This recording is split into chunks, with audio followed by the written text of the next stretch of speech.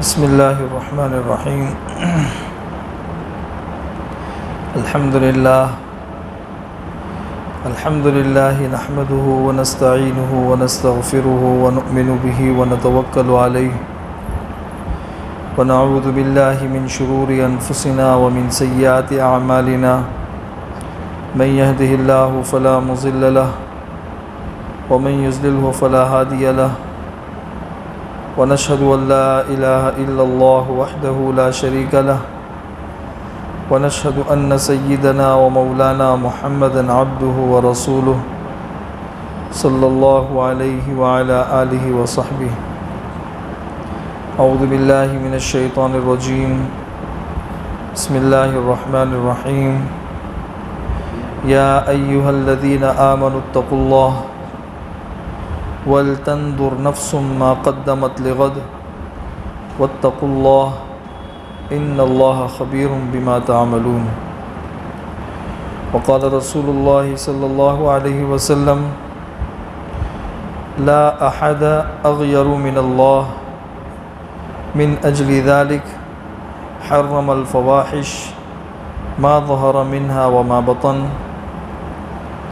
ولا أحد أحب إليه العذر من الله من أجل ذلك أرسل الرسل مبشرين ومنذرين ولا أحد أحب إليه المدح من الله من أجل ذلك أثنى على نفسه. وقال رسول الله صلى الله عليه وسلم الکیس من دان نفسه وعمل لما بعد الموت والعاجز من اتبع نفسه هواها وتمنى على الله الامانی. میری ماؤں اور بہنوں، بھائیوں، دوستوں اور بزرگوں، اللہ تبارک و تعالیٰ نے قرآن کریم میں اور حضور اکرم صلی اللہ علیہ وسلم نے احادیث میں ہمیں بہت سی چیزوں کی رہنمائی کی ہے، اور اپنے اپنے وقت پر علماء کرام نے ہمیں اس کی تشریحات کر کے سمجھایا ہے.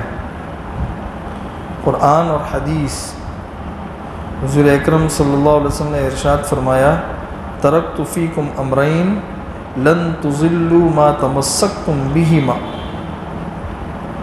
کہ دو چیزیں چھوڑ کر جا رہا ہوں، جب تک ان دونوں کو مضبوطی سے پکڑ کے رکھو گے تو تب تک تم گمراہ نہیں ہو سکتے. ان دو چیزوں میں سے ایک قرآن ہے اور دوسری حدیث ہے. اس لیے قرآن اور حدیث کو سمجھنا اور اس پر عمل کرنا اور اسے لوگوں تک پہنچانا، یہ تینوں ذمہ داریاں ہر مسلمان پر ہیں. پہلی ذمہ داری تو ہے کہ ہم اپنا دین سیکھیں، اور دوسری ذمہ داری یہ ہے کہ ہم اپنے دین پر عمل کریں، اور تیسری ذمہ داری یہ ہے کہ ہم اپنا دین لوگوں تک پہنچانے کی کوشش کریں ہمارے بس میں جتنا ہے. وَمَنْ قُدِرَ عَلَيْهِ رِزْقُهُ فَلْيُنْفِقْ مِمَّا آتَاهُ اللَّهُ. ایک انسان ہے، اسے اللہ نے بہت دیا ہے، تو چلو بھائی وہ اللہ کے راستے میں خرچ کرے گا، اسے اللہ کا قرب ملے گا، اسے اللہ کی نزدیکی ملے گی. لیکن ہماری شریعت ایسی ہے اور جو دین اللہ نے دیا ہے وہ ایسا ہے کہ ہر انسان اس پر عمل کر سکتا ہے. ایک انسان ہے جو پاؤں سے معذور ہے، وہ سائیکل نہیں چلا سکتا، لیکن وہ انسان دین پر عمل کر سکتا ہے. دین اللہ تبارک و تعالیٰ نے اتنا آسان بنایا ہے کہ ہر انسان اس پہ عمل کر سکتا ہے. تو جن لوگوں کے پاس مال نہیں ہے یا بہت ہی کم ہے، تو ان لوگوں کو مال خرچ کرنے کے فضائل اگر حاصل کرنے ہو تو اس کا راستہ بھی بتا دیا. وَمَنْ قُدِرَ عَلَيْهِ رِزْقُهُ فَلْيُنْفِقْ مِمَّا آتَاهُ اللَّهُ. اگر روزی کسی پر تنگ کر دی گئی ہے تو کوئی ضروری نہیں ہے کہ اسے لاکھوں روپیہ خرچ کرنا ہوگا تو ہی اسے اللہ کا قرب ملے گا. یا کروڑوں روپیہ خرچ کرنا ہوگا تو ہی اسے بڑے بڑے فضائل حاصل ہوں گے. اس کے لیے آسانی بتا دی، فَلْيُنْفِقْ مِمَّا آتَاهُ اللَّهُ، جو اللہ نے دیا ہے اسی میں سے خرچ کر دے. اب اگر اللہ نے 1000 روپے کا مالک بنایا ہے، اس میں سے کتنا خرچ کر سکتا ہے؟ 100 خرچ کر سکتا ہے اتنا کر لے، 50 خرچ کر سکتا ہے اتنا کر لے، جتنا خرچ کر سکتا ہے اتنا کر لے. تو اللہ تبارک و تعالیٰ کے یہاں تو نیت اور جذبات دیکھے جاتے ہیں، اور اسی کے مطابق اللہ کے وہاں سے فیصلے ہوتے ہیں. اس لیے دین پر عمل کرنا بہت آسان ہے، لیکن عمل کرنا آسان ہوتا اس وقت ہے جب انسان سمجھے گا کہ دین کیا ہے. اگر ہم سمجھیں گے ہی نہیں تو عمل کرنا ہمارے لیے مشکل ہو جائے گا. جس طرح زکوٰۃ ہے، بہت سے مسلمان سمجھتے ہیں کہ بھئی زکوٰۃ پورے مال کا اتنا سارا دینا پڑے گا، کتنا سارا چلا جائے گا، ہم تو یہ بھی ٹیکس دیتے ہیں، یہ بھی دیتے ہیں، یہ بھی دیتے ہیں، یہ بھی دیتے ہیں. اب کسی اچھے عالم کے پاس بیٹھ کر تم زکوٰۃ کے مسائل سمجھو گے تو بہت اچھے سے بات سمجھ میں آ جائے گی کہ زکوٰۃ ہمیں ہمیشہ نہیں دینی ہے، سال میں صرف ایک ہی دن دینی ہے، بس صرف ایک ہی دن. اور اس ایک ہی دن میں جو دینی ہے اس کے اندر بھی اتنی ساری گنجائشیں ہیں. تمہارے اوپر قرضہ ہے وہ مائنس ہو جائے گا، تمہاری ضرورت کا جو گھر ہے وہ بھی مائنس ہو جائے گا، ضرورت کی جو دکان ہے وہ بھی مائنس ہو جائے گی، رہنے کے لیے کرائے پر چلانے کے لیے جو دکان اور مکانات ہے اس کے اوپر بھی کوئی زکوٰۃ نہیں ہے. لے دے کر اگر انسان دیکھے گا تو ایک بہت ہی معمولی سی چیز بچتی ہے جس پر انسان کے ذمہ زکوٰۃ واجب ہوتی ہے. تو پہلے اس کے سر پہ حوا تھا، کیوں؟ اس لیے کہ اس نے صرف دور دور سے زکوٰۃ کے بارے میں سمجھا تھا. ارے بھائی زکوٰۃ تو بہت مشکل ہے، اتنا سارا تو ہم کیسے دے سکتے ہیں؟ لیکن جب زکوٰۃ کی تفصیلات کسی ماہر سے انسان نے بیٹھ کے پوچھی اور سمجھی اور سمجھ کر اس پر عمل کیا 3-4 مرتبہ، تو اسے سمجھ میں آ گیا کہ بھئی یہ تو بہت آسان ہے، ہر انسان کر سکتا ہے. مشکل ہو رہا تھا سمجھ نہ آنے کی وجہ سے. اسی طریقے سے حضور اکرم صلی اللہ علیہ وسلم کی ایک حدیث ہے، حضور اکرم صلی اللہ علیہ وسلم کی، حضور اکرم صلی اللہ علیہ وسلم بیٹھے ہوئے تھے. حضور اکرم صلی اللہ علیہ وسلم نے ارشاد فرمایا، من یأخذ عنی 5 کلمات، میں 5 باتیں سکھانا چاہ رہا ہوں، وہ 5 باتیں میرے سے کون سیکھنے کے لیے تیار ہے؟ کون سیکھے گا؟ تو حضرت ابو ہریرہ رضی اللہ تعالیٰ عنہ تھے. حضرت ابو ہریرہ رضی اللہ تعالیٰ عنہ نے ہاتھ اٹھایا کہ حضرت میں سیکھوں گا. جس طرح اسکول کے اندر یا مدرسے کے اندر کوئی ٹیچر ہوتا ہے، استاد ہوتا ہے، وہ اپنے اسٹوڈنٹ کے سامنے، اپنے بچوں کے سامنے، ارے بھائی اس سوال کا جواب کون دے گا؟ تو سب بچوں کو ایک شوق پیدا ہوتا ہے، ابھی میں دوں گا، ارے بھائی میں دوں گا، میں دوں گا. تو یہ حضور اکرم صلی اللہ علیہ وسلم کا انداز تھا سامنے والے کے اندر شوق پیدا کرنے کے لیے کہ بھائی کون سیکھے گا، میں 5 باتیں سکھانا چاہ رہا ہوں. حضرت ابو ہریرہ نے کہا کہ حضرت میں سیکھوں گا. حضرت ابو ہریرہ رضی اللہ تعالیٰ عنہ کہتے ہیں کہ حضور اکرم صلی اللہ علیہ وسلم نے میرا ہاتھ پکڑا، فأخذ بیدی فعد 5، 5 چیزیں حضور اکرم صلی اللہ علیہ وسلم نے بتائی. اس میں سے پہلی چیز بتائی کہ اتق المحارم تکن اعبد الناس، اللہ کی حرام کی ہوئی چیزوں سے تم اپنے آپ کو بچا لو، لوگوں میں سب سے زیادہ عبادت گزار تم ہی شمار کیے جاؤ گے. اگر سب سے زیادہ عبادت گزار بننا ہے تو اللہ کی حرام کی ہوئی چیزوں سے اپنے آپ کو بچا لو. تقوی جسے کہتے ہیں، تقوی. اب یہاں پہ رک کے یہ سمجھ لیجئے کہ آج تقوی کا جب لفظ بولا جاتا ہے تو مسلمان یہ سمجھتا ہے کہ بھئی تقوی، متقی لوگ، تو یہ تو بہت ہائی فائی درجہ ہو گیا مسلمانوں کا، تو یہ تقوی جو ہے نا وہ تو انہی کے شایان نشان ہے. ارے بھئی ہم تو کوئی اتنے تقوی والے ہیں نہیں. مطلب یہ کہہ کر ہر مسلمان اپنا دامن جھاڑ لیتا ہے، بھئی یہ تو اپنے بس میں نہیں ہے، یہ تو بڑے بڑے لوگوں کا کام ہے، بڑے لوگوں کا کام ہے. حالانکہ تقوی جو ہے نا وہ صرف بڑے لوگوں کے لیے نہیں ہے، وہ چھوٹے لوگوں کے لیے بھی ہے. تقوی صرف مردوں کے لیے نہیں ہے، عورتوں کے لیے بھی ہے. تقویٰ کوئی ایسی استحبابی چیز نہیں ہے کہ جس کی تہجد کی طرح یا اوابین وغیرہ کی طرح اس کی ترغیب دی گئی ہو کہ بھئی جو کرے گا اس کو بہت ہائی فائی درجہ ملے گا، جو نہیں کرے گا تو چلو بھئی کوئی مسئلہ نہیں ہے. ایسا نہیں ہے. تقویٰ تو باقاعدہ فرض ہے، اور فرض وہ حکم ہوتا ہے جو ہر بالغ مرد اور عورت کے اوپر لاگو ہوتا ہے. تو تقویٰ کوئی ایسی چیز نہیں ہے کہ کیا تو ٹھیک ہے، نہیں کیا تو کوئی حرج نہیں ہے. اور ایسا بھی نہیں ہے کہ تقویٰ صرف دینداروں کا ہی کام ہو، متقی لوگوں کا کام ہو، بلکہ ہر مسلمان کے لیے تقویٰ ضروری ہے. تقوی کو مسلمانوں کے کسی ایک خاص طبقے کے ساتھ میں خاص سمجھ لینا یہ غلط فہمی ہے. اچھا، تقوی کا ہوا جو ہوتا ہے نا بھائی، تقوی والی زندگی تو ہم نہیں گزار سکتے. وہ تقوی والی زندگی گزارنا مشکل اس لیے ہے کہ ہم نے تقوی کو سمجھا نہیں ہے کہ تقوی کس چیز کا نام ہے. تو تقوی اگر ہم نے سمجھ لیا تو اس پر عمل کرنا بھی آسان ہے. تقوی کو بالکل آپ یوں سمجھ سکتے ہیں کہ تقوی جو ہے نا، دیکھو کسی چیز سے انسان ڈرتا ہے یا کسی شخص سے انسان ڈرتا ہے دو وجوہات کی بنیاد پر. ایک تو انسان کسی چیز سے ڈرتا ہے اس کے شر سے، شر کے خوف سے کہ اس میں شر ہے، یہ نقصان پہنچانے والی چیز ہے، بہت ڈینجر چیز ہے. جس طرح انسان سانپ سے بچتا ہے، شیر سے بچتا ہے، ایک چور سے بچتا ہے، ایک بہت بڑے ڈاکو سے بچتا ہے. تو ایک تو یہ ہے. اور دوسری چیز ہے کہ انسان کسی چیز سے یا کسی شخص سے بچتا ہے اس کی عظمت کی وجہ سے، اس کی عقیدت کی وجہ سے، اس کی محبت کی وجہ سے.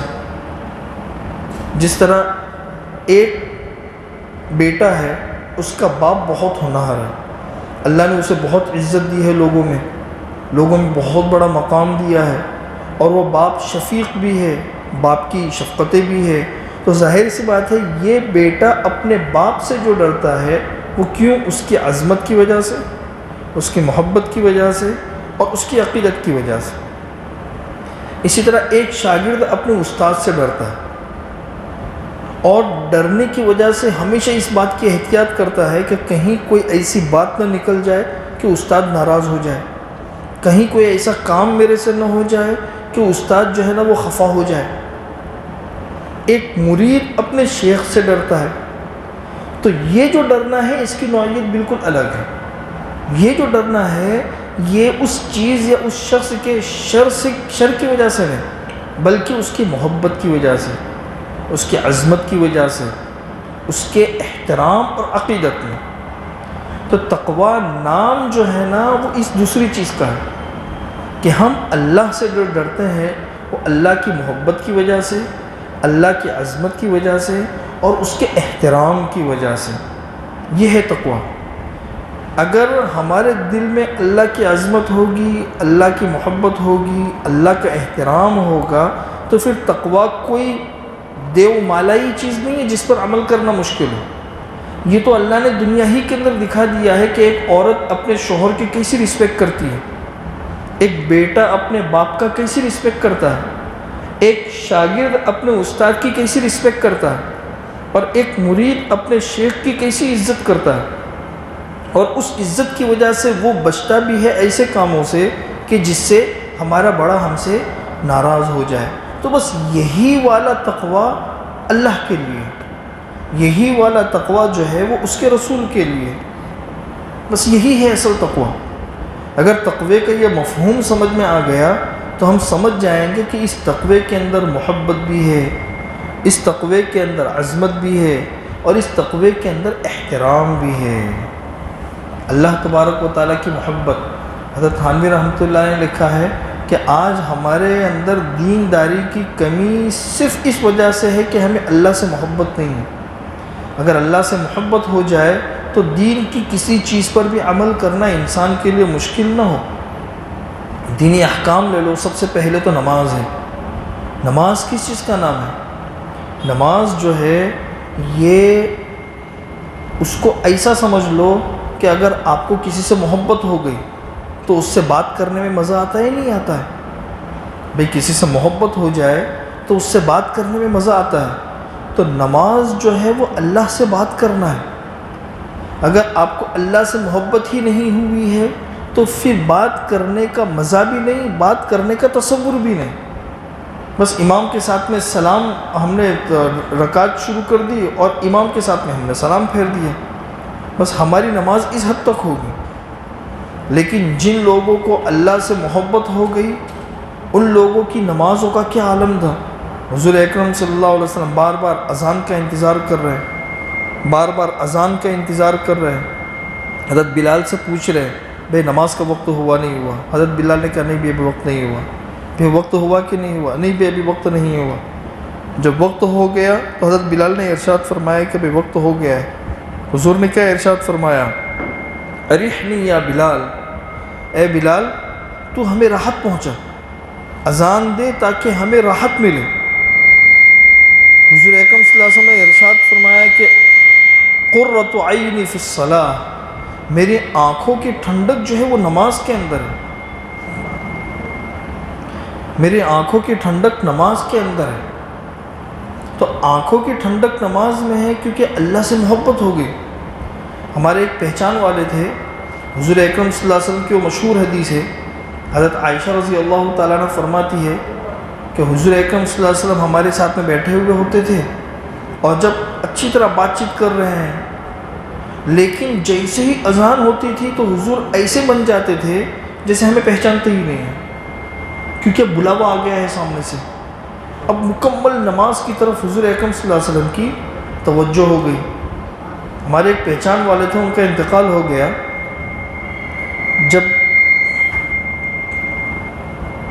جب مولانا علی میاں صاحب ندوی رحمۃ اللہ علیہ زندہ تھے تو ایک مرتبہ ان سے ملنے کے لیے گئے اور انہوں نے خود مجھے یہ قصہ سنایا کہ ہم لوگ گئے تھے، مولانا کے پاس میں بیٹھے، مولانا نے کافی دیر تک باتیں کی، سب کچھ کیا، بس بیٹھے تھے کہ اچانک اذان ہو گئی۔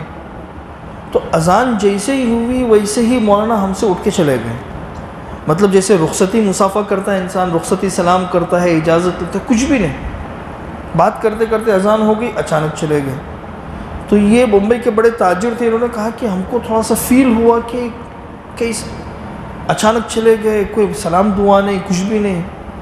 تو پھر ان کے پاس میں جو لوگ تھے انہوں نے اس حدیث کی طرف اشارہ کیا کہ آپ لوگوں کو شاید پتہ نہیں چلا ہوگا، لیکن حضرت مولانا کی اس حدیث کے اوپر عمل ہے، اذان ہوتے ہی ان کی بھی یہ کیفیت ہو جاتی ہے۔ تو بھئی ہم نے اللہ سے محبت نہیں کی، اللہ سے اگر ہم محبت کریں تو ہمیں یہ سمجھ میں آئے گا کہ نماز جو ہے وہ اللہ سے مناجات ہے۔ اسی لیے حضرت علی رضی اللہ تعالیٰ عنہ فرماتے تھے کہ جب میں چاہتا ہوں کہ میں اللہ سے بات کروں تو میں نماز پڑھنا شروع کر دیتا ہوں، اور جب میں چاہتا ہوں کہ اللہ مجھ سے بات کرے تو میں قرآن کریم پڑھنا شروع کر دیتا ہوں۔ قرآن پڑھنا ایسا ہے جیسے اللہ ہم سے بات کر رہے ہیں، اور نماز پڑھنا ایسا ہے جیسے ہم اللہ سے بات کر رہے ہیں۔ بے سورہ فاتحہ میں کیا کہتے ہیں ہم اللہ سے؟ ایاک نعبد و ایاک نستعین، اے اللہ ہم تیری ہی عبادت کرتے ہیں، تجھ سے ہی مدد مانگتے ہیں۔ اہدنا الصراط المستقیم، تو ہم کو سیدھا راستہ دکھا دے۔ صراط الذین انعمت علیہم، صراط الذین انعمت علیہم، یہ اللہ سے بات چیت ہے۔ تو جب کسی سے محبت ہو جاتی ہے تو اس سے بات کرنے میں انسان کو مزہ آتا ہے۔ نماز کے بعد روزہ لے لو، آپ کہو گے کہ بھئی روزے کے اندر تو انسان کو بھوکا رہنا پڑتا ہے۔ تو اگر انسان کو کسی سے محبت ہو جائے تو اس محبت کے اندر انسان کا کھانا بھی سوکھ جاتا ہے۔ جب یاد آتی ہے جس سے محبت ہو جاتی ہے اس سے، تو انسان کا کھانا پینا سب چیزیں سوکھ جاتی ہیں اس کی یاد میں۔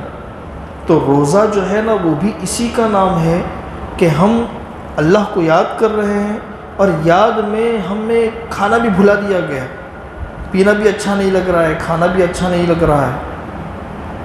آپ کہو گے کہ بھئی زکوٰۃ کیا ہے؟ زکوٰۃ میں تو مال تقسیم کرنا پڑتا ہے۔ زکوٰۃ جو ہے نا وہ یہ ہے کہ اگر انسان کو کسی سے محبت ہو جاتی ہے تو انسان کو اس کے اوپر خرچ کرنے میں مزہ آتا ہے، اس کے متعلقین پر خرچ کرنے میں مزہ آتا ہے۔ مجنون کے بارے میں آتا ہے کہ وہ لیلا کے محلے میں رہنے والے جو مساکین تھے اس کے اوپر پیسہ خرچ کرتا تھا۔ بھئی ان کے اوپر کیوں پیسہ خرچ کر رہا ہے؟ بولا یہ میری لیلا کی گلی کے رہنے والے فقیر ہیں، ان کو کھلانے میں جو مجھے مزہ آتا ہے وہ مزہ تم محسوس نہیں کر سکتے۔ وہ مزہ محسوس نہیں کر سکتے۔ تو یہ خرچ کرنا یہ ہے کہ جن غریبوں کا تعلق اللہ سے ہے اور جن پر خرچ کرنے کی ہدایت ہمارے محبوب نے کی ہے، تو ظاہر سی بات ہے ان کے اوپر خرچ کرنا انسان اپنی سعادت سمجھتا ہے۔ اور حج تو ہے ہی عشق اور محبت کی بالکل آوارگی انتہا، کہ اس کے گھر کے پھیرے لگانا، جس طرح مجنون کے بارے میں آتا ہے نا کہ امر علی الدیار دیار لیلا واقبل ذا الجدار وذا الجدار وما حب الدیار شغفنا قلبی ولكن حب من سکن الدیار، کہ میں جب لیلا کے محلات سے اور اس کے گھر سے گزرتا ہوں تو کبھی اس دیوار کو چومتا ہوں، کبھی اس دیوار کو چومتا ہوں، تو ان بستیوں کی اور ان دیواروں کی محبت نے میرے دل پہ اثر نہیں کیا ہے، اس میں رہنے والی جو لیلا ہے اس سے مجھے محبت ہے۔ تو انسان کی محبت جب کافی آگے بڑھ جاتی ہے تو پھر وہ اپنے محبوب کے گھر کے پھیرے لگاتا ہے، اور یہی محبت جب اور آگے بڑھ جاتی ہے تو پھر انسان جان کی بازی بھی لگا لیتا ہے۔ جو تجھ بن نہ جینے کو کہتے تھے ہم، سو اس عہد کو ہم وفا کر چلے۔ جن لوگوں کی محبت اس سے بھی آگے بڑھ جاتی ہے وہ اللہ کے لیے اپنی جان بھی دے دیتے ہیں۔ تو محبت جو ہے یہ بنیادی چیز ہے۔ اگر محبت ہمارے دل میں اللہ کی اور اس کے رسول کی پیدا ہو گئی تو بس اس محبت کے ساتھ میں دین کی ہر چیز ہمیں محبت نظر آئے گی، اور اگر محبت نہیں ہے تو دین کی ہر چیز قید لگے گی، پھر پردہ بھی قید لگے گا، بچوں کی تربیت بھی قید لگے گی، پابندیاں بھی قید لگے گی، نماز بھی قید لگے گی، زکوٰۃ دینا بھی بوجھ پڑے گا، یہ ساری کی ساری چیزیں انسان کو بوجھ بن جائے گا۔ ماں باپ کا احترام کرنا بوجھ بن جائے گا، چھوٹے بڑوں کا ادب کرنا یہ انسان کو بوجھ بن جائے گا، اس لیے کہ انسان اس چیز کو دین سمجھ ہی نہیں رہا ہے۔ اس لیے بنیادی چیز ہے کہ ہم اپنی سوچ کو بدلیں، اپنے اللہ سے محبت، اپنے رسول سے محبت، اور اس محبت کے جذبے سے اس کی تعلیمات کو حاصل کرنے کی فکر، تو پھر انسان کے لیے دین کی ایک ایک بات پر عمل کرنا اسٹیپ بائی اسٹیپ بہت آسان ہو جاتا ہے۔ تو بہرحال اس حدیث کے اندر حضور اکرم صلی اللہ علیہ وسلم نے ایک بات تو کہی، اتق المحارم، اللہ کے حرام کی ہوئی چیزوں سے اپنے آپ کو بچا لو، تکن اعبد الناس، تم لوگوں میں سب سے زیادہ عبادت گزار بن جاؤ گے۔ دیکھو اللہ کے جو احکامات ہیں وہ دو طرح کے ہیں، ایک تو اوامر ہے جن کے کرنے کا حکم دیا گیا ہے، دوسرے نواہی ہے جن سے بچنے کا کہا گیا ہے، جن سے بچنے کا۔ تو یہ بھی ایک آج کل کی غلط فہمی ہے کہ انسان عبادت گزار سمجھتا صرف ان لوگوں کو ہے جو زیادہ سے زیادہ نوافل پڑھتے ہیں، زیادہ سے زیادہ وظائف کرتے ہیں، زیادہ سے زیادہ عبادتوں کا اہتمام کرتے ہیں۔ تو یہ عبادت کا ایک پہلو ہے، لیکن عبادت کا اس کے علاوہ دوسرا پہلو جو اس سے بھی زیادہ اہم ہے، جس کی طرف ترغیب حضور اکرم صلی اللہ علیہ وسلم نے اس حدیث میں دی ہے کہ اللہ کی منع کی ہوئی چیزوں سے بچ جاؤ، تو یہ تم لوگوں میں سب سے زیادہ عبادت گزار بن جاؤ گے۔ انسان صرف بنیادی فرائض اور واجبات کا اہتمام کرے اور اللہ کی منع کی ہوئی چیزوں سے بچا ہوا رہے تو بس یہ انسان کے لیے کافی ہے۔ جھوٹ نہ بولنا، غیبت نہ کرنا، کسی پہ بہتان نہ لگانا، اسی طریقے سے کسی کو اپنی طرف سے تکلیف نہ پہنچانا، کسی کو تکلیف نہ پہنچانا۔ حضرت تھانوی رحمۃ اللہ علیہ فرماتے ہیں کہ میرے یہاں پہ ان کے وہاں پہ جب کوئی بیعت کرنے کے لیے آتا تھا تو وہ کہتے تھے کہ بھئی تم اگر یہ سوچتے ہو کہ میں یہاں پہ تم کو قطب بناؤں گا تو میں قطب نہیں بناتا کسی کو، تم کو قطب بننا ہو تو فلاں خانقاہ میں چلے جاؤ، تمہیں بزرگ بننا ہو تم فلاں خانقاہ میں چلے جاؤ، تمہیں غوث بننا ہو فلاں خانقاہ میں چلے جاؤ، میں تو یہاں پہ لوگوں کو انسان بناتا ہوں، میرے یہاں پہ انسانیت سب سے بڑی چیز ہے، انسان بناتا ہوں لوگوں کو، انسان بننا ہو یہاں پر آ جاؤ۔ پھر کہتے تھے کہ اپنی ذات سے کسی کو تکلیف نہ پہنچاؤ اور اپنی ذات سے کسی کے لیے تکلیف کا سبب نہ بنو، بس یہ ہے اور اسی میں راحت ہے۔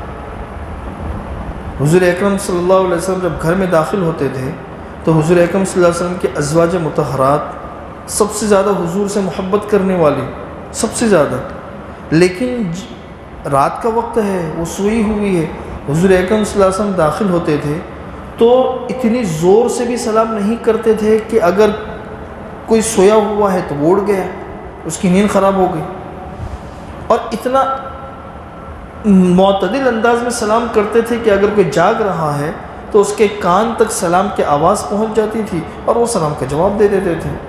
تو یہ لوگوں کو اپنی طرف سے تکلیف پہنچانے سے اجتناب، حالانکہ حضور اکرم صلی اللہ علیہ وسلم سے کتنی زیادہ محبت تھی ازواج مطہرات کو۔ تو یہ ہے اتق المحارم تکن اعبد الناس۔ حضرت عمر رضی اللہ تعالیٰ عنہ تھے، حضرت عمر نے ابی بن کعب سے پوچھا۔ ابی بن کعب جو ہے وہ بہت مشہور صحابہ کرام میں، قرائے صحابہ کرام میں۔ حضرت عمر رضی اللہ تعالیٰ عنہ کو جب کوئی بات سمجھ میں نہیں آتی تھی تو وہ چند صحابہ کرام کی طرف رجوع کرتے تھے، حضرت عائشہ کی طرف اور 2-3 اور صحابہ کی طرف۔ ان میں سے ایک ابی بن کعب بھی تھے، اللہ نے وہ مہارت دی تھی ان کو۔ تو حضرت عمر نے پوچھا کہ ابی یہ بتاؤ کہ تقویٰ کس چیز کا نام ہے، تقویٰ کس چیز کا نام ہے؟ تو ابی بن کعب نے پوچھا کہ هل سلکت طریقا ذات شوکۃ، کیا کبھی تم ایسے راستے پہ چلے ہو جس کے دونوں طرف کانٹے ہو؟ ہاں میں چلا ہوں۔ اس وقت میں آپ کس طرح چلتے ہو؟ اس وقت میں کس طریقے سے چلتے ہو؟ تو حضرت عمر رضی اللہ تعالیٰ عنہ نے ارشاد فرمایا شمرت واجتہدت۔ شمرت تشمیر کہتے ہیں اس کو، یہ پورا یوں لپیٹ کے کہ کہیں میرا یہ دامن یہاں پہ نہ پھنس جائے، یہ دامن یہاں پہ نہ پھنس جائے۔ شمرت واجتہدت، بہت بچتے بچتے میں چلا ہوں۔ حضرت ابی بن کعب نے کہا کہ بس یہی تقویٰ ہے کہ دنیا کے اندر گناہ کے ہزاروں قسم کے کانٹے بکھرے ہوئے ہیں، بد نگاہی کے کانٹے بھی ہے، بد زبانی کے کانٹے بھی ہے، بد سماعی کے کانٹے بھی ہے، بد گمانی کے، بد مزاجی کے، اور نہ جانے اس کے علاوہ نت نئے قسم کے گناہوں کے کانٹے چاروں طرف بکھرے ہوئے ہیں، اور ان کے بیچ میں ہمیں اپنے آپ کو چلانا ہے تو ہم بالکل بے فکر ہو کے تو نہیں چل سکتے۔ اگر بے فکر ہو کے چلے، غفلت کے ساتھ میں چلے تو ہمارے تو دامن کتنے سارے پھٹ جائیں گے۔ ہاں بھائی، تو جس طریقے سے انسان ایسی پگڈنڈی کے اوپر چلتا ہے جس کے دونوں طرف کانٹے ہو، تو کس احتیاط کے ساتھ میں، کس مشقت کے ساتھ میں چلتا ہے۔ بس یہی ہے اصل تقویٰ، کہ ہمارا یہ دامن کہیں اس کانٹے کے ساتھ نہ لگ جائے، کہیں اس کانٹے کے ساتھ نہ الجھ جائے۔ تو یہ ہے اتق المحارم تکن اعبد الناس۔ پھر حضور اکرم صلی اللہ علیہ وسلم نے ارشاد فرمایا وَرْضَ بِمَا قَسَمَ اللَّهُ لَكَ تَكُنْ أَغْنَى النَّاسِ، اللہ نے تمہیں جتنا دیا ہے اس پہ دل سے راضی رہو، تم لوگوں میں سب سے زیادہ غنی بن جاؤ گے۔ غنی، اللہ نے جتنا دیا ہے اس کے اوپر راضی رہو۔ آج لوگوں کی ڈپریشن، لوگوں کی پریشانیاں، لوگوں کی تکلیفیں اس لیے ہے کہ اللہ نے جتنا دیا ہے اس سے آگے کا سوچتے ہیں، اس سے آگے کا۔ ایک حدیث کے اندر حضور اکرم صلی اللہ علیہ وسلم نے ارشاد فرمایا کہ دنیاوی اعتبار سے جو تم سے کم درجے کے ہو ان کو دیکھو تو شکر پیدا ہوگا، اور دینی اعتبار سے جو تم سے آگے ہو ان کو دیکھو تو نیکیوں کے اندر رغبت پیدا ہوگی۔ لیکن آج ہم لوگوں کا معاملہ پورا الٹا ہو گیا، انسان دنیاوی اعتبار سے دیکھتا ان لوگوں کو ہے جو اس سے آگے کی حیثیت کے ہوتے ہیں۔ ایک عورت ہے جس کے پاس 2 سونے کے اس کے کڑے ہیں، وہ دیکھے گی ان عورتوں کو جس کے پاس میں 3-4 کڑے ہیں، ارے بھائی اس کے پاس تو اتنے ہیں، میرے پاس تو اتنا ہی ہے۔ جس کا شوہر اس کی بیوی کے اوپر 50,000 روپے خرچ کرتا ہوگا، وہ دیکھے گی اس عورت کو جس کا شوہر اس کے اوپر 5 لاکھ روپے خرچ کرتا ہے، تو ظاہر سی بات ہے ناشکری تو ہونے ہی والی ہے۔ حدیث نے بتایا ہے کہ تم دیکھو ان عورتوں کو جن کے شوہر ان کے اوپر 5,000 روپے خرچ کرتے ہیں، تو ظاہر سی بات ہے بھائی 5,000 سے تو اللہ نے اچھا ہی دیا ہے کہ میرا شوہر میرے اوپر 50,000 روپے خرچ کر رہا ہے۔ شیخ سعدی رحمۃ اللہ علیہ فرماتے ہیں کہ ایک مرتبہ میرا مسجد کے اندر جوتا چوری ہو گیا، جوتا چوری ہو گیا، تو مجھے بڑا افسوس ہوا کہ یار دیکھو سب لوگ جوتے پہن کے چل رہے ہیں، میرے پاس میں جوتا نہیں ہے اور میں ایسے ہی بغیر جوتے کے راستے کے پر چل رہا ہوں۔ دیکھتے دیکھتے اچانک میری نگاہ پڑی ایک ایسے شخص کے اوپر جس کے پاؤں ہی نہیں تھے۔ اللہ اکبر، مجھے اتنی قناعت ہو گئی، اللہ کی نعمت کے اوپر اتنا شکریہ میں نے ادا کیا کہ اللہ تیرا احسان ہے تیرا احسان ہے، اس کے تو پاؤں نہیں ہے، میرے کم سے کم پاؤں تو ہے۔ اس کو کہتے ہیں ورض بما قسم اللہ لک، اللہ نے تمہارے لیے جتنی قسمت میں رکھا ہے بس اس کے اوپر راضی رہو، تو کیا ہوگا؟ تکن اغنى الناس، لوگوں میں سب سے زیادہ غنی بن جاؤ گے۔ غنی کا جب لفظ آتا ہے نا تو انسان غنی کا ترجمہ کرتا ہے مالدار۔ غنی کا اصل ترجمہ مالدار نہیں ہے، غنی کا اصل ترجمہ ہے بے نیاز۔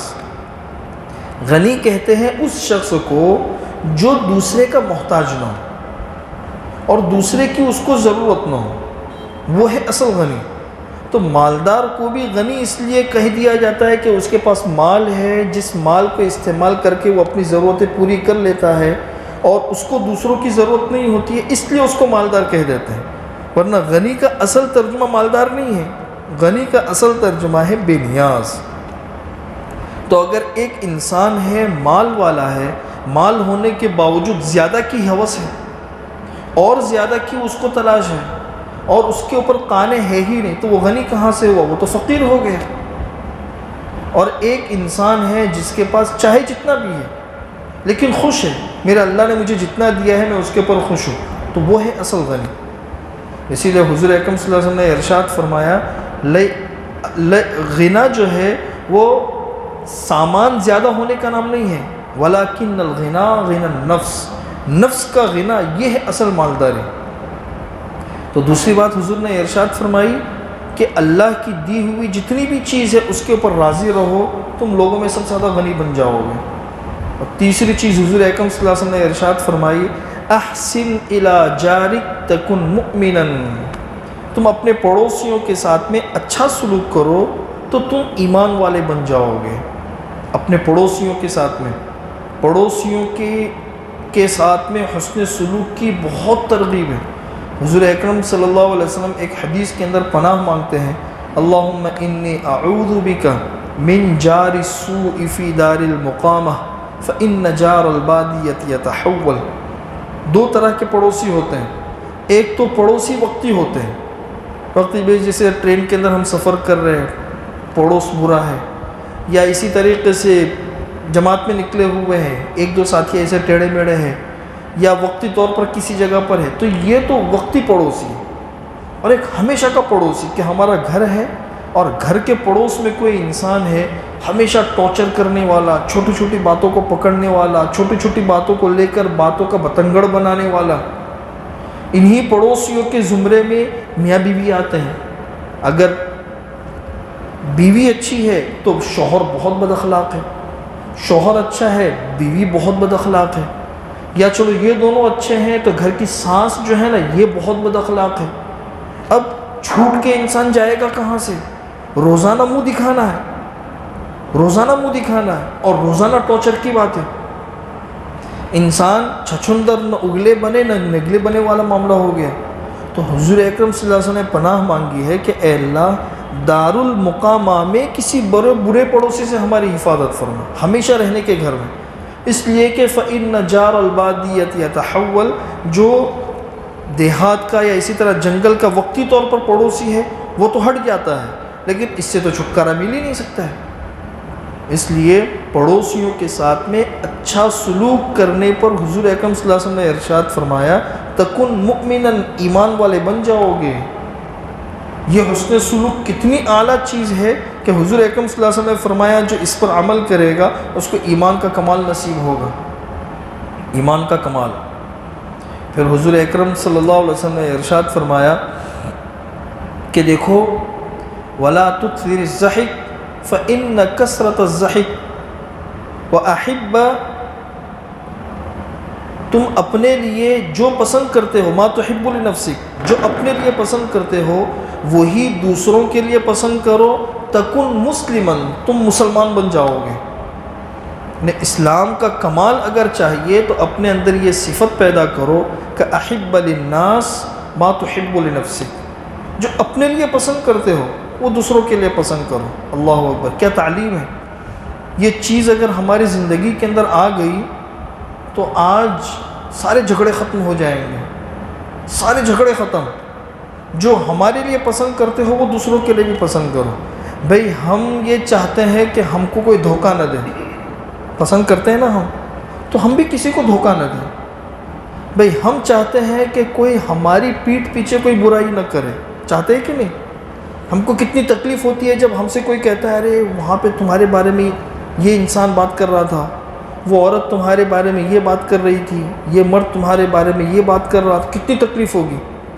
تو جب ہم اپنے بارے میں یہ چاہتے ہیں تو ہم بھی دوسروں کے لیے یہی چاہیں کہ ہم بھی کسی کی غیبت نہ کریں.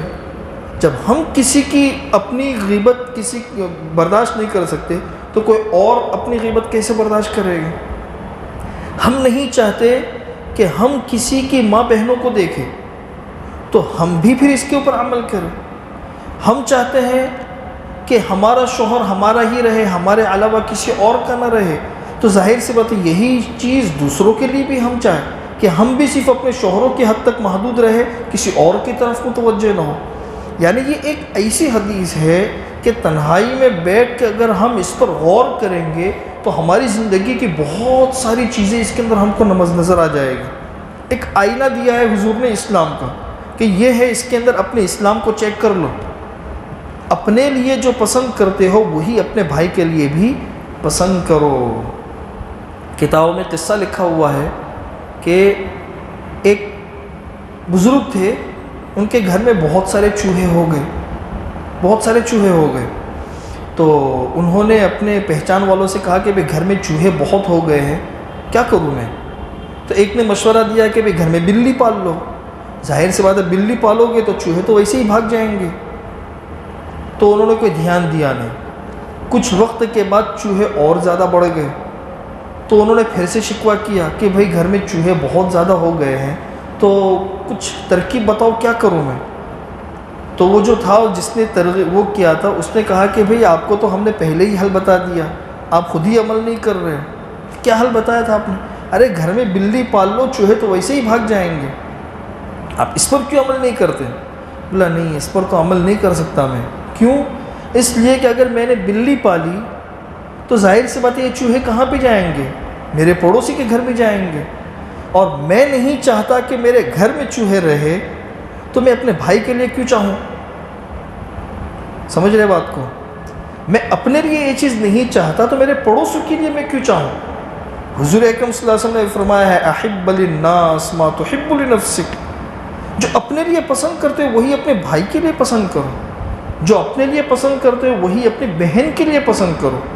آپ چاہتے ہو کہ آپ کی بیٹی جب کسی گھر میں جائے تو سکون کے ساتھ میں رہے، سکھ کے ساتھ میں رہے، اس کا شوہر اس کو خوشی خوشی کھلائے پلائے. تو تمہارے گھر میں بھی جب بہو آئے تو تم بھی اس کے ساتھ میں ویسا ہی سلوک کرو. سیدھی بات ہے. آپ اگر اپنی بہو کے ساتھ میں برا سلوک کرو گے تو آپ کی بیٹی کے ساتھ میں برا سلوک ہونا ہی ہونا ہے. اور آپ نے اپنی بہو کو بیٹی کا درجہ دیا اور آپ نے اس کے ساتھ میں ویسا سلوک کیا تو آپ کی بیٹی کے ساتھ میں بھی پھر ویسا ہی سلوک ہوگا. دنیا جو ہے یہ بدلے کی جگہ ہے. حضرت مولانا الیاس صاحب رحمۃ اللہ علیہ کہتے تھے کہ مکافات ہے، مکافات جیسی کرنی ویسی بھرنی. ہمارے دادا حضرت مولانا عمر صاحب پالن پور رحمۃ اللہ علیہ اکثر کہتے تھے، جنہوں نے بیانات سنے ان لوگوں کو پتہ ہوگا، جیسی کرنی ویسی بھرنی، نہ مانے تو کر کے دیکھ، جنت بھی ہے دوزخ بھی ہے، نہ مانے تو مر کے دیکھ. دنیا مکافات ہے. اچھا ہم سمجھتے ہیں موت کے بعد بدلہ ملے گا، نہیں. بہت ساری چیزیں ایسی ہیں جس کا بدلہ انسان کو دنیا میں ہی ملتا ہے، اور بعض چیزیں تو ایسی ہیں جو باقاعدہ احادیث سے ثابت ہے. ماں باپ کو تکلیف پہنچانا یہ ایک ایسا عمل ہے کہ اس کی سزا آخرت میں تو جو ہونی ہوگی وہ تو ہوگی ہی، لیکن دنیا کے اندر بھی اس کا بدلہ انسان کو ملتا ہے، دنیا ہی کے اندر. تو یہ چوتھی چیز ہے جو حضور اکرم صلی اللہ علیہ وسلم نے ارشاد فرمائی. پانچویں چیز حضور اکرم صلی اللہ علیہ وسلم نے ارشاد فرمائی وَلَا تُكْسِرِ الضَّحِكَ فَإِنَّ كَسْرَةَ الضِّحْكِ تُمِيتُ الْقَلْبِ. بہت زیادہ مت ہنسو، کیونکہ بہت زیادہ ہنسنا انسان کے دل کو مردہ کر دیتا ہے. دیکھو بیان ہو رہا ہے، بیان کے دوران کوئی ہنسی کی بات آ گئی، انسان نے ہنس لیا، کوئی حرج نہیں ہے. نجی مجلس میں بیٹھے ہوئے ہنسی کی بات کے اوپر انسان کو ہنسی نہ آئے تو وہ تو بیوقوف ہے. غمی کی بات پر غمگین ہونا اور ہنسی کی بات پر ہنسنا وہ تو انسان کی ایک فطرت ہے۔ خود حضور اکرم صلی اللہ علیہ وسلم بھی مزاح فرمایا کرتے تھے، حضور اکرم صلی اللہ علیہ وسلم خوش بھی ہوا کرتے تھے۔ تو یہ نارمل جو انسان کی فطرت ہے اس حد تک ہنسنے میں کوئی حرج نہیں ہے، لیکن جیسا آج کل آپ نے دیکھا ہوگا کہ باقاعدہ ہنسنے ہنسانے کی مجلسیں قائم کی جاتی ہے، لوگوں کو جو ہنسانے والے ہوتے ہیں ان کو بلایا جاتا ہے، لوگ باقاعدہ یوٹیوب وغیرہ کے اوپر اس کے چینل دیکھتے ہیں ہنسنے ہنسانے کے، جس میں چلو بھائی موڈ فریش ہوگا، ہنسو تھوڑا سا مائنڈ فریش ہوگا۔ تو یہ باقاعدہ اچھا جو ہنسانے والے ہوتے ہیں ان لوگوں کو باقاعدہ کرایہ دے کر منگوایا جاتا ہے۔ تو یہ ہنسنے ہنسانے کی باقاعدہ محفلیں قائم کرنا، اس کو اپنا مشغلہ بنانا، اپنا مائنڈ فریش کرنے کے لیے اس کو ایک اپنا عمل بنانا، اس پر حضور نے کہا ہے لا تکثر الضحک، بہت زیادہ مت ہنسو، زیادہ ہنسنے سے انسان کا دل مر جاتا ہے، دل مر جاتا ہے، آخرت انسان کے آنکھوں سے اوجھل ہو جاتی ہے۔ آخرت کا ہمیشہ استحضار ہو تو انسان زیادہ ہنس نہیں سکتا ہے، اسی لیے حضور اکرم صلی اللہ علیہ وسلم نے ارشاد فرمایا کہ اگر تم وہ چیز دیکھ لو جو میں دیکھتا ہوں، لَبَكَيْتُمْ كَثِيرًا وَلَزَحِكْتُمْ قَلِيلًا، بہت زیادہ تم رونے لگو اور بہت کم ہنسنے لگو، اور تم جنگلات میں نکل جاؤ، شہروں میں آؤ بھی نہیں۔ اس لیے موت کا اور موت کے بعد کی زندگی کا بھی انسان کے اوپر غلبہ ہونا چاہیے، کم سے کم ہفتے کے اندر ایک دن ہی صحیح تنہائی میں بیٹھ کر 10 منٹ کے لیے 15 منٹ کے لیے اپنی موت کو سوچنے کی انسان کو عادت ہونی چاہیے۔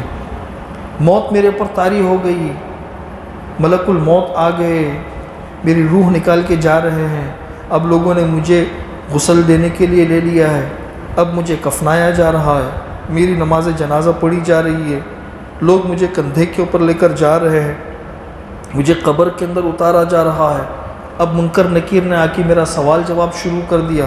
جتنا ہم نے پڑھا ہے کم سے کم اسی کو اپنے ذہن کے اندر گھما کے کم سے کم ہفتے کے اندر ایک دن 1 مرتبہ کرو، 2 مرتبہ کرو، 3 مرتبہ کرو، آپ دیکھو اس سے کتنا فائدہ ہوتا ہے۔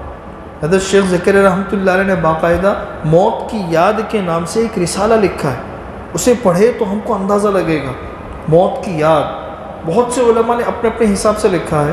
تو حضور نے ارشاد فرمایا کہ بہت زیادہ مت ہنسو، اس سے انسان کا دل مردہ ہو جاتا ہے۔ کتابوں میں قصہ لکھا ہوا ہے کہ ایک شخص تھا جوان، وہ سویا، صبح جب اٹھا تو اس کے بال سارے سفید ہو چکے تھے، سارے سفید ہو چکے تھے۔ امام زمخشری رحمۃ اللہ علیہ نے لکھا ہے جب اس سے پوچھا گیا کہ بھئی تمہارے سارے بال سفید ہو گئے، کیا ہو گیا اچانک؟ بولے رات کو میں نے قیامت کا منظر دیکھا، حشر کے میدان کا، اور وہ اتنا خطرناک منظر تھا کہ میں بوڑھا ہو گیا، ایک ہی رات میں بوڑھا ہو گیا، ایک ہی رات میں۔ یوم یجعل الولدان شیبا السماء منفطر بہ، وہ ایک دن ایسا ہوگا جو بچوں کو بھی بوڑھا بنا دے گا، بچوں کو بھی بوڑھا بنا دے گا۔ اس لیے 5 باتیں حضور اکرم صلی اللہ علیہ وسلم نے ارشاد فرمائی کہ مَن یأخذ عنی 5 کلمات، میرے سے 5 باتیں کون لیتا ہے جو اس پر عمل کرے، یا او یعلم من یعمل بہن، یا سکھائے ایسے لوگوں کو جو ان پر عمل کر سکے۔ تو حضرت ابو ہریرہ رضی اللہ تعالیٰ عنہ نے کہا کہ بھئی میں سیکھتا ہوں۔ حضرت ابو ہریرہ رضی اللہ تعالیٰ عنہ نے یہ 5 باتیں حضور سے سیکھی اور ہم کو سکھائی، آج ہم تک پہنچی، ہم خود بھی سیکھے، اپنے پہچان والوں کو بھی سکھائے، اور سیکھ کر اس پر عمل کرے، سیکھنا بھی، عمل بھی کرنا، اور اس کی دعوت بھی چلانا۔ تو ان تینوں چیزوں سے انشاءاللہ پختگی آئے گی۔ یہ ہے بنیادی دین، یہ بنیادی دین ہمیں ملتا ہے علماء کی مجلس میں۔ اسی طریقے سے اپنے گھر میں جو تعلیم کے حلقے قائم کیے جاتے ہیں اس میں، اور اسی طریقے سے اپنے اپنے وقت پر اپنے محارم کے ساتھ میں جو جماعت میں نکلتے ہیں ہم، اس سے ہمیں جو ماحول ملتا ہے اس میں بھی اچھا خاصا سیکھنے کے لیے ملتا ہے۔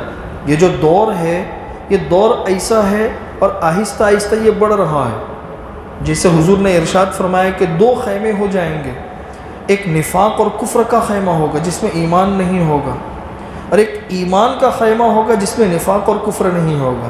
یعنی یہ جو آئندہ آنے والا زمانہ ہے یہ ایسا ہے کہ 2 خیمے مکمل ہو رہے ہیں، جو لوگ دیندار ہیں وہ مکمل دیندار ہوں گے، اور جو بے دین ہے یہ مکمل بے دین ہو جائیں گے، ان میں دینداری کا شائبہ بھی نہیں ہوگا۔ یہ اتنی تیزی کے ساتھ بے حیائی بڑھ رہی ہے، اتنی تیزی کے ساتھ میں اپنی من مانی کے جذبات بڑھ رہے ہیں، اتنی تیزی کے ساتھ میں دین سے غفلت بڑھ رہی ہے۔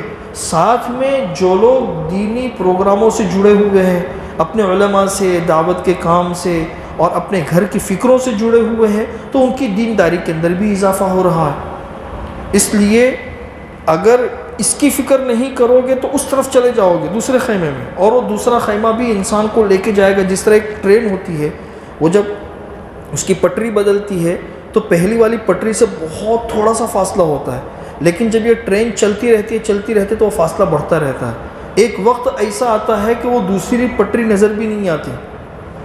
اس لیے بے دینی کی طرف تو ہمیں جانا نہیں ہے، دینداری کی طرف بڑھنا ہے، خود بھی بڑھنا ہے، اپنے بچوں کی، اپنے شوہروں کی بھی حفاظت کرنی ہے، اور اپنے آس پاس کے ماحول کی بھی حفاظت کرنی ہے۔ اسی لیے جماعت میں نکلنے کی بھی ترغیب ہوتی ہے، مستورات کی جماعتیں بھی الحمدللہ نکلتی ہے، اور بہت فکریں لے کر آتی ہے ملکوں سے، بہت فکریں لے کر آتی ہے، اعمال کی پابندی اس سے پیدا ہوتی ہے، اور پھر وہ کام اپنے حلقے کے اندر آ کے شروع کرتی ہے۔ اس لیے ایک تو آج پروگرام بھی ہے، انشاءاللہ مغرب کی نماز کے بعد والد صاحب کا اسی مسجد کے اندر بیان بھی ہوگا، تو آپ لوگ اپنے اپنے گھر والوں کو یہاں پہ بھیجنے کی کوشش کریں، اور پھر ابھی دعا ہو جائے گی تو دعا کے بعد آپس میں تشکیل کر لے کہ کون اپنے اپنے محارم کے ساتھ میں کتنا وقت لگانے کے لیے تیار ہے، اور اگر کوئی اپنے محارم کے ساتھ میں تیار نہیں ہے تو کون اپنے گھر کے محارم کو تیار کر کے مردوں کی جماعت کے اندر بھیجے گا۔ اس طرح آپس میں تشکیل بھی کر لیں۔ اللہ ہم سب کو عمل کرنے کی توفیق نصیب فرمائے۔ دعا کر لیں۔ اللہم صلی علی محمد وعلی آل محمد کما صلیت علی ابراہیم وعلی آل ابراہیم انک حمید مجید۔ ربنا ظلمنا انفسنا وان لم تغفر لنا وترحمنا لنکونن من الخاسرین۔ ربنا لا تزغ قلوبنا بعد إذ هديتنا وهب لنا من لدنك رحمة إنك أنت الوهاب۔ لا إله إلا الله الحليم الكريم۔ سبحان الله رب العرش العظيم۔ الحمد لله رب العالمين۔ نسألك موجبات رحمتك وعزائم مغفرتك والغنيمة من كل بر والسلامة من كل إثم۔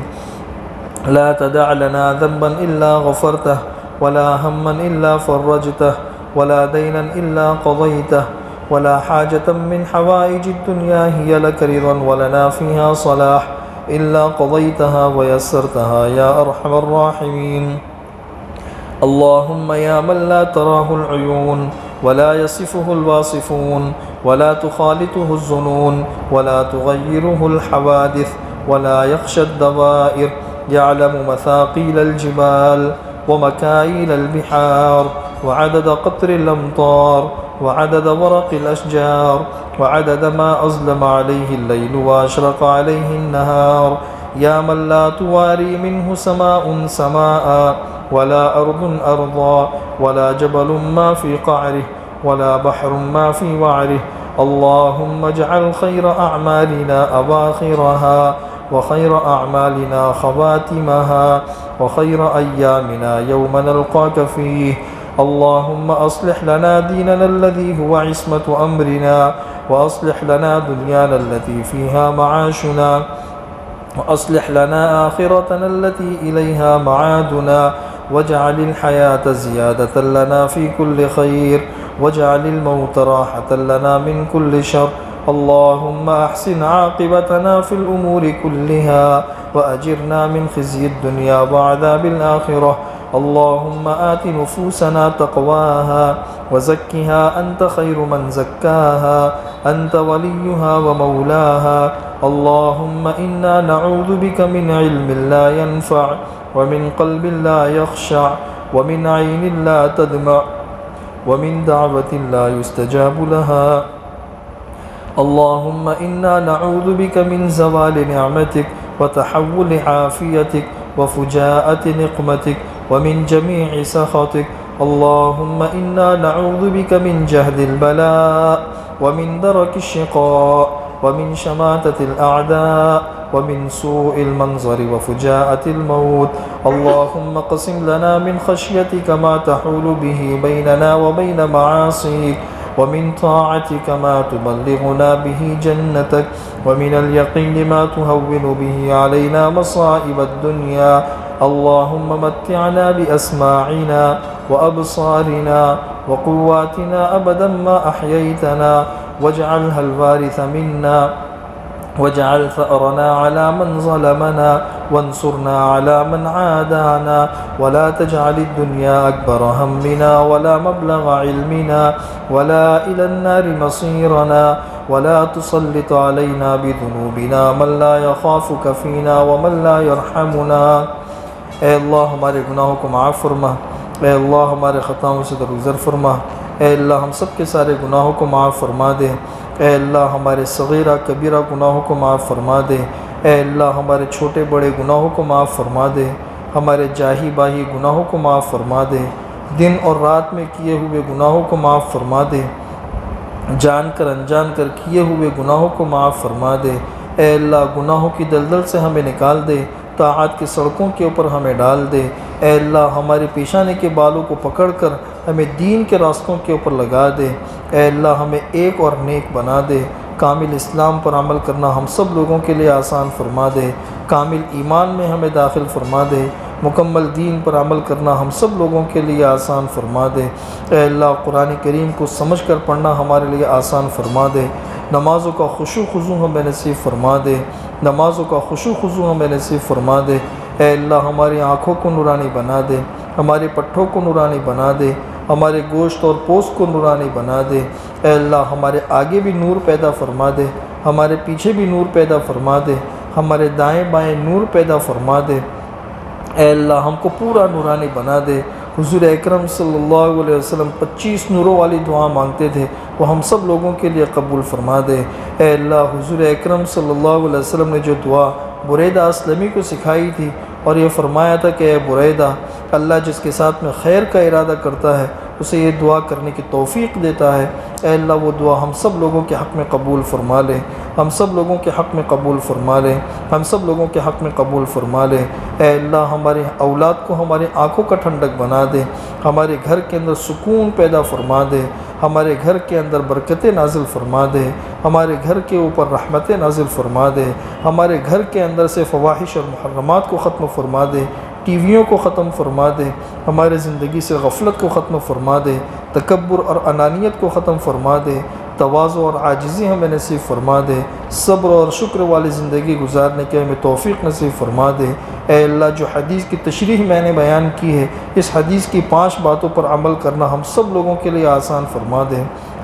اے اللہ اس پر عمل کرنا ہم سب لوگوں کے لیے آسان فرما دے، موت کا استحضار ہمیں نصیب فرما دے، موت کا استحضار ہمیں نصیب فرما دے، موت اور ما بعد الموت کی ہلاکتوں سے ہماری حفاظت فرما دے، موت اور ما بعد الموت کے اندر برکتیں پیدا فرما دے، موت کے بعد کی ہلاکتوں اور ذلتوں سے ہماری حفاظت فرما دے، اے اللہ قبر کی تنہائی اور اندھیروں سے ہماری حفاظت فرما دے، حشر کے میدان کی رسوائیوں سے ہماری حفاظت فرما دے، اے اللہ بغیر حساب کتاب کی جنت میں داخلہ مقدر فرما دے، اے اللہ بغیر حساب کتاب کی جنت میں داخلہ مقدر فرما دے، حضور اکرم صلی اللہ علیہ وسلم کے ہاتھوں جام کوثر پینا آسان فرما دے، اے اللہ بجلی کی طرح پل صراط کے اوپر سے پار فرما دے، اے اللہ بجلی کی طرح پل صراط کے اوپر سے پار فرما دے، اے اللہ جس کرم سے آپ نے اپنا گھر دکھایا، اے اللہ اپنے اسی کرم سے اپنا دیدار بھی کرا دے، اے اللہ جس کرم سے آپ نے حضور اکرم صلی اللہ علیہ وسلم کے گھر کا دیدار کرایا اسی کرم سے حضور اکرم صلی اللہ علیہ وسلم کا دیدار بھی کرا دینا، اے اللہ اسی کرم سے حضور اکرم صلی اللہ علیہ وسلم کا دیدار کرا دے، اے اللہ آپ کے نزدیک کوئی مشکل نہیں ہے، اے اللہ امت کے حالات پر رحم فرما دے، اے اللہ معمولی بہانوں کی وجہ سے امت کو پریشان کیا جا رہا ہے، اے اللہ اس امت کے سر کے اوپر کسی کا ہاتھ نہیں ہے، اے اللہ امت کے سر کے اوپر ہاتھ رکھ لے، اے اللہ امت کی عورتوں کی حفاظت فرما دے، امت کے بچوں کی حفاظت فرما دے، امت کے جوانوں کی حفاظت فرما دے، اے اللہ امت کے مدارس اور خانقاہوں کی حفاظت فرما دے، دعوت اور تبلیغ کے کام کی حفاظت فرما دے، اے اللہ مکاتب اور مساجد کی حفاظت فرما دے، جتنے لوگ دین کو پانی پہنچا رہے ہیں کسی بھی اعتبار سے پہنچا رہے ہو، کسی بھی شعبے کے ذریعے پہنچا رہے ہو، اے اللہ ان تمام کی حفاظت فرما دے، ان کی جائیدادوں کی حفاظت فرما دے، ان کی عزتوں کی حفاظت فرما دے، ان کے جان اور مال کی حفاظت فرما دے، ان کے اولاد اور نسلوں کی حفاظت فرما دے، اے اللہ ان کے اولاد اور نسلوں کی حفاظت فرما دے، اے اللہ حضور اکرم صلی اللہ علیہ وسلم کی اس امت کے اوپر نظر کرم فرما دے۔ اے اللہ دشمن کی نگاہیں بہت تیز ہو چکی ہیں، اے اللہ آپ کی طرف سے ایک رحم کی نگاہ ڈال دے اور ہم سب کی حفاظت فرما دے۔ اے اللہ جو لوگ بے قصور جیلوں کے اندر محبوس ہیں، عافیت کے ساتھ ان کی رہائی کے فیصلے فرما دے۔ اے اللہ عافیت کے ساتھ ان کی رہائی کے فیصلے فرما دے، عافیت کے ساتھ ان کی رہائی کے فیصلے فرما دے۔ اے اللہ اس مجمع میں جو بھی پریشان حال ہو، عافیت کے ساتھ ان کی پریشانیوں کو دور فرما دے۔ جو مقروض ہو، عافیت کے ساتھ ان کے قرضوں کے ادا ہونے کی غیب سے صورت شکلیں پیدا فرما دے۔ اے اللہ جو ذہنی الجھنوں میں مبتلا ہو، عافیت کے ساتھ ذہنی الجھنوں سے ان کو نجات نصیب فرما دے۔ اے اللہ جن کے اولاد نافرمان ہیں ان کو نیک صالح اولاد نصیب فرما دے، ان کے اولاد کو ان کا فرما بردار بنا دے۔ جن کی شادیاں نہیں ہو رہی ہے انہیں مناسب جوڑے نصیب فرما دے۔ اے اللہ جن کے شادیاں تو ہو چکی ہے مگر اولاد نہیں ہے، عافیت کے ساتھ ان کو نیک صالح اولاد نصیب فرما دے۔ جن کی جو پریشانیاں ہو، عافیت کے ساتھ ہر ایک کی پریشانی کو دور فرما دے۔ جنہیں مکان کی ضرورت ہو انہیں مکان نصیب فرما دے، جنہیں دکان کی ضرورت ہو انہیں دکان نصیب فرما دے، جنہیں ملازمت کی ضرورت ہو انہیں ملازمت نصیب فرما دے۔ اے اللہ اپنے جس کرم سے ہم سب کو یہاں پہ جمع فرمایا ہے، اپنے اسی کرم سے جنت الفردوس میں قیامت تک آنے والی ہماری ساری نسلوں کے ساتھ ہم سب کو جمع فرما دے، ہم سب کو جمع فرما دے۔ اے اللہ ہم مانگتے مانگتے تھک جائیں گے مگر آپ دیتے دیتے نہیں تھکیں گے۔ اے اللہ جو مانگا وہ عطا فرما دے، جو مانگنے سے رہ گیا وہ عطا فرما دے۔ پر اے اللہ اپنے فضل و کرم سے ہمارے سارے دعاؤں کو بے انتہا قبول فرما۔ اللہم انا نسألک من خیر ما سألک منہ عبدک و نبیک سیدنا محمد صلی اللہ علیہ وسلم، ونعوذ بک من شر ما استعاذک منہ عبدک و نبیک سیدنا محمد صلی اللہ علیہ وسلم۔ انت المستعان وعلیک البلاغ، ولا حول ولا قوة الا باللہ العلی العظیم۔ سبحان ربک رب العزة عما یصفون، وسلام علی المرسلین والحمد للہ رب العالمین۔